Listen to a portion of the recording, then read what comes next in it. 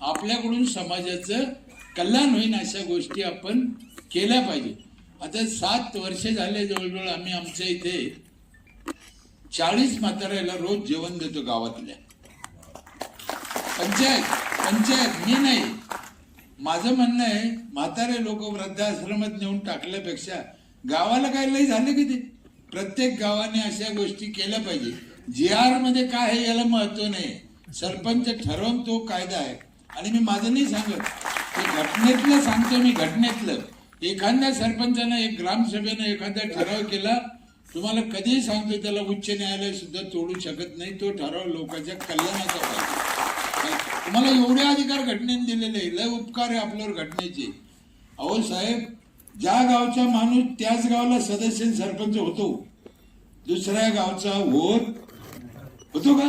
ही किती आनंदाची गोष्ट आहे. आणि आपण भांडणं करतो गावातल्या गावात. जर बाहेर गावचा सरपंच बसायची तरतूद असती तर या आमदार लोकांनी सारे मद्रासी आणून आपल्या बोकंडी बसले असते. हे या गावचा सरपंच, हे या गावचा, तुम्ही आपण मेलो असतो. म्हणून घटनेचे आपल्यावर लय उपकार आहे आणि ही जिम्मेदारी आपल्याला घटनेने दिलेली आहे, तर ती आपण चांगल्या पद्धतीने निभावली पाहिजे. गावात वाद राहते, गटबाजी राहते, पण तुम्ही आहे ना, छत्रपती शिवाजी महाराज श्रीकृष्ण भगवंतांनी जे काही डावपेच केले समाजासाठी, कधी कपट वागले, कधी चोऱ्या केल्या, केलं नाही. त्यांना चोर काऊन म्हणले? श्रीकृष्ण